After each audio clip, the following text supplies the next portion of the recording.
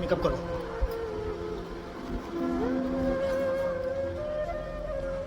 এই কাজল পেন্সিলটা ওর শেষ হয়ে গেছে, হ্যাঁ একটুখানি বেঁচে আছে, বাট ও বলছে না।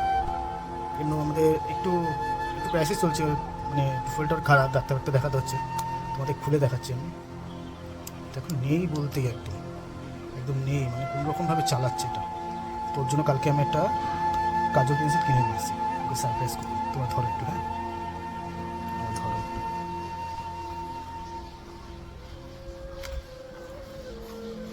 দেখে সারপ্রাইজ হবে, ও ছোটো ছোটো গিফটে খুব খুশি হয়, তো আলটিমেটলি দেখিও কতটা খুশি হয়। তোমার ধরো, দেখো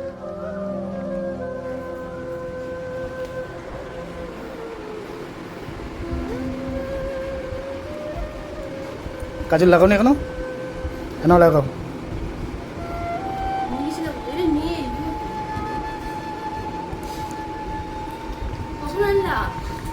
সারপ্রাইজ তোমার জন্যই। আমাকে তো বলনি। সব কিছু বলে বলে করবো নাকি? সারপ্রাইজ বলে কিছু নেই নাকি? হ্যাঁ সব কিছু বলে বলে করতে হবে?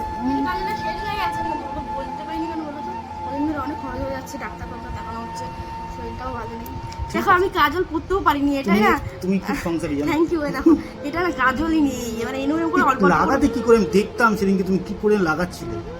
এটা খুলতে নাকি? না খুলতাম না, এরকম করেই লাগাতাম, আবার হাত দিয়েও লাগাতাম। তো এটা শেষ হয়ে গেছে। Thank you.